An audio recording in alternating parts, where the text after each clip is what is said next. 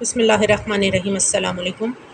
It's a by division method exercise 4.3 class 9th mathematics new course के साथ हाजिर हैं।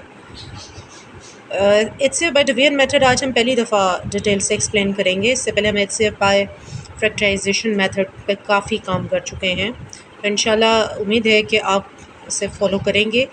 आपने तफसील से एक एक स्टेप को समझना है, देखना है, तो इतना कोई मुश्किल प्रोसेस नहीं है। इससे पहले ये हम नंबर्स की फॉर्म में क्लास 6, 7, 8 में भी कर चुके हैं। इवन के बास कोर्सेज में तो एक क्लास 3, 4 में भी सिखाया जा चुका है, लेकिन पॉलिनोमियल की फॉर्म में बहुत कम स्टूडेंट्स ने क्लास 6, 7, 8 में ये सीखा होगा। वो जिन्होंने ऑक्सफोर्ड के कोर्सेज पढ़े हुए हैं उनको इस चीज़ का थोड़ा बहुत आइडिया होगा। लेकिन HCF बाय डिवीजन मेथड के 1 से 2 क्वेश्चन जो आपके एक्सरसाइज के स्टार्ट में हैं वो तो बहुत ही सिंपल हैं। वो एक आम डिवीजन ऑफ पॉलिनोमियल्स की तरह उनके स्टेप्स एक आध स्टेप में ही ख़त्म हो रहे हैं या ज़्यादा से ज़्यादा 2 स्टेप्स में। लेकिन इसके जो प्रॉपर स्टेप्स हैं कि किस तरह डिवाइज़र को लेना है और किस तरह आगे जाके डिवाइज़र चेंज होगा, वो 1-2 क्वेश्चंस में डिटेल के साथ समझाया जा सकता है। उनमें से एक क्वेश्चन मैंने आज लिया है। As you are looking these two algebraic expressions. अब फैसला हम लोगों ने ये करना है कि इनमें से कौन सा algebraic expression as a dividend अंदर आएगा और कौन सा डिवाइज़र के तौर पे बाहर जाएगा। तो एक अंडरस्टूड सी बात है कि 2 के टेबल में 6 आता है ना, 6 के टेबल में 2 नहीं आता, इसलिए 2 इसका डिवाइज़र है। इसलिए 2 वाला सेक्शन हम बाहर ले रहे हैं, लेकिन ये काफ़ी नहीं है। 2 और 6 के प्रॉब्लम्स को हम मल्टीप्लिकेशन के स्टेप से भी सॉर्ट आउट कर लेते हैं।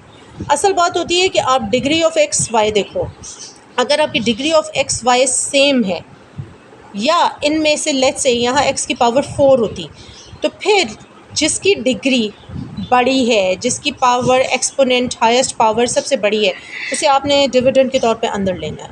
नंबर्स का कोई ज़्यादा मैटर नहीं होता, नंबर्स को तो मल्टीप्लाई करके भी हम बैलेंस कर लेते हैं। लेकिन इस वक्त हमें ये एडवांटेज हासिल है कि हमारी डिग्री दोनों में सेम है, इसलिए हम वो वाला पोर्शन एज अ डिविडेंड अंदर लेंगे जिसका नंबर बड़ा है। ठीक है, एक्स क्यूब चूँकि दोनों के पास है, लेकिन 6 is greater than 2, that's why I am taking it as a dividend. Otherwise यहाँ अगर x4 होता तो फिर तो कोई दूसरी बात कहने को रहती ही नहीं। There will be no other point about this कि x4 डेफिनेटली अंदर ही आना था। अच्छा जी, अब हम अपने डिविडेंड के तौर पे इसे अंदर ले लिया। Now take this as a divisor. आपने कभी भी अपने आप को कंफ्यूज नहीं करना कि how to manage the whole. You have to look at the first number of your divisor and the first number of your dividend. आप डिवाइज़र यहाँ पूरा उतारो, लेकिन just look at the first one कि इस फर्स्ट को किसी ऐसे से मल्टीप्लाई करो कि फर्स्ट आंसर आ जाए। 2x³ will be multiplied by 3 to get 6x³, right. आपका टारगेट ये होना चाहिए कि फर्स्ट डिवाइज़र टर्म किसी ऐसे से मल्टीप्लाई हो कि वो फर्स्ट डिविडेंड टर्म दे सके। इससे ज़्यादा आपने कुछ नहीं सोचना। जब ये आपने अचीव कर लिया तो ऑटोमेटिकली ये नंबर जो 6x³ लेकर आया है, ये नंबर आपने तमाम टर्म्स के साथ मल्टीप्लाई कर देना है। 3 2 6x², 3 2 6x एंड 3 2 6, और जो भी सेंटर में साइंस हैं वो as it is note down हो जाएंगे, और ये सब रूटीन में आपने यहाँ पर नोट डाउन कर देने हैं। लेकिन ये क्वेश्चन शुरू करने से पहले एक और बात नोट कर लीजिएगा कि आपका क्वेश्चन डिसेंडिंग ऑर्डर में होनी चाहिए, यानी कि हाईएस्ट पावर से स्टार्ट होकर लोवेस्ट पावर पे ख़त्म होना चाहिए। एनीवेज़, हम लोगों ने साइंस चेंज किए क्योंकि हर स्टूडेंट को ये बात की इन्फॉर्मेशन है कि डिवीजन मेथड में हमेशा सब्ट्रैक्शन होती है। तो ये प्लस था, इसे माइनस में किया, ये भी प्लस था माइनस में, ये दोनों प्लस में थे, दोनों को माइनस में किया। 6x cancel bye 6x and 6x³ cancel bye 6x³। Left over में है 12 में से 6 माइनस किया 6x² और 12 में से 6 माइनस किया 6। ये पुराने साइंस को नेग्लिजिबल कर देते हैं, इनका हमारे साथ अब कोई लेना देना नहीं है। अब आप वो पॉइंट फॉलो करेंगे जो मैं यहाँ काफ़ी देर से डिग्री की फॉर्म में आपको समझाने की कोशिश करी थी कि या तो दोनों की डिग्री सेम हो तो आप कोई सा भी डिविडेंड अंदर ले सकते हो, या जिसकी डिग्री बड़ी होगी उसको आपने अंदर लेना है। तो नंबर्स का कोई इतना इशू नहीं होता, लेकिन इस वक्त हमें एडवांटेज था, लिहाजा हमने बड़े नंबर वाला अंदर लिया।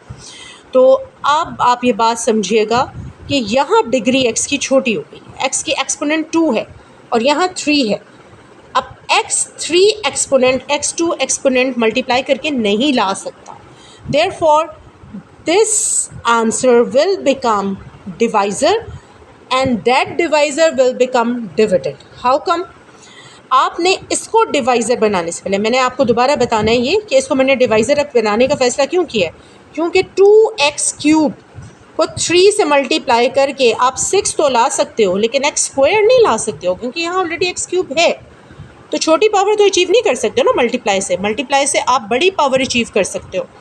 लिहाजा अब हमने इसे डिवाइज़र के तौर पर बाहर लेना है और उसको डिविडेंड के तौर पे अंदर लेना है ताकि सॉल्वेबल हो सके। लेकिन डिवाइज़र के तौर पर बाहर लेने से पहले हमेशा चेक किया करें कोई नंबर, कोई कोफिशिएंट कॉमन तो नहीं है।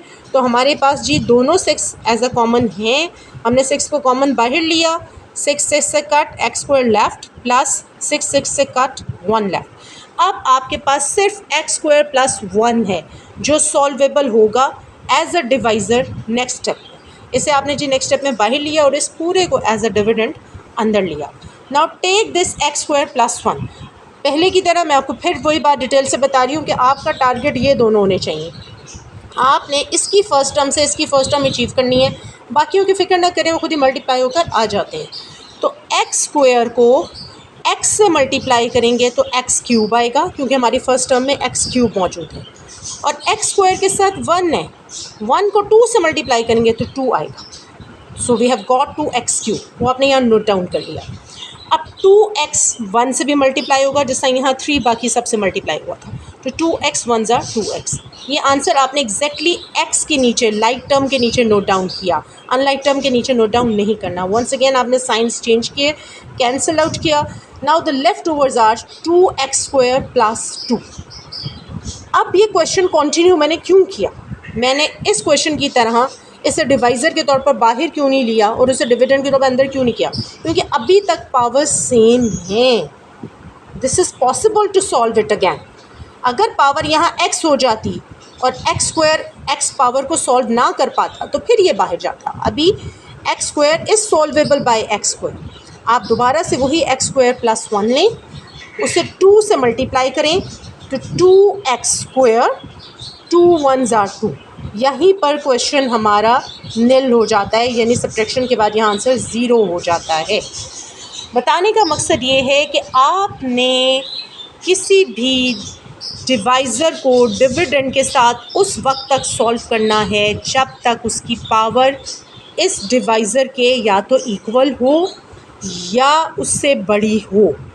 अगर यहाँ आंसर में पावर छोटी हो जाती है तो इसको डिवाइज़र बना लीजिएगा, और जो डिवाइज़र था उसे डिविडेंड बना लीजिएगा। मगर डिवाइज़र बनाने से पहले please try to take common the coefficient. Specially मैं वेरिएबल की इस वक्त बात नहीं कर रही हूँ, क्योंकि अगर नंबर जितना बड़ा होगा तो वो बाद में आपके लिए सोल्यूशन में प्रॉब्लम करेगा। उसके बाद अगर पावर सेम रहती है, पावर से बड़ी रहती है डिवाइज़र से, तो ये क्वेश्चन कंटिन्यू रखिएगा उसी डिवाइज़र पर। अगर फिर स्टेप में आकर ये पावर छोटी हो जाती, लेट्स से यहाँ x होता, तो फिर ये एज ए डिवाइज़र बाहर आता और ये अंदर जाता। ओवरऑल बताने का ये मकसद है कि जब आपका क्वेश्चन सब्ट्रैक्शन के बाद यहाँ 0 आंसर दे देता है तो what is your HCF? This divisor is your HCF, जिससे मल्टीप्लिकेशन के बाद आपका आंसर 0 हो। So x² plus 1 is your highest common factor by division method. Hopefully you have got it. कोशिश करेंगे नेक्स्ट क्वेश्चन में और डिटेल्स आपको समझा सकें। Thank you so much. अल्लाह हाफ़िज़।